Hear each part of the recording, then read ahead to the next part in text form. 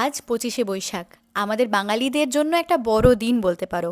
আজকে সকালের আকাশ দেখে সত্যি আমি ভীষণ মুগ্ধ হয়েছি। সকালবেলা রেডি হয়ে চলেও এসেছি আমাদের ফারাক্কার টেগোর সেন্টারে। একটা ছোট্ট মতন অনুষ্ঠান হবে একেবারে শান্তিনিকেতনের আঙ্গিকে। সত্যি বলতে এই গাছতলায় অনুষ্ঠান করার মজাটা ভীষণই আলাদা, একদম ছোটবেলাকার কথা মনে করিয়ে দেয়। রবীন্দ্র জয়ন্তী পালনটা না ভীষণ সাবলীলভাবে হওয়াটাই আমার কাছে ভীষণ প্রিয়। সত্যি বলতে এখন লাইটিংয়ের যে জাঁকজমক সমস্ত কিছু রয়েছে, সেই সমস্ত কিছুর মাঝেও যে এইভাবে সাত সকালে রবীন্দ্র জয়ন্তী পালন করা, সেটা আমাকে আমার ছোটোবেলাকার কথাগুলো মনে করিয়ে দেয়। মা সেই ভোর 5টা থেকে উঠে আমাকে সাজিয়ে দিত, আর 6টা 7টা নাগাদ আমাদের এই টেগর সেন্টারে হতো অনুষ্ঠান। আজ আমি একটা নৃত্য প্রতিষ্ঠান চালাই, তবে সবসময় শিক্ষিকার ভূমিকা পালন করতে করতে স্টুডেন্টদেরকে জায়গা করে দিতে দিতে নিজের ভেতরে সোলো পারফর্মারকে কোথাও একটা একটু বন্দি করে রেখেছিলাম।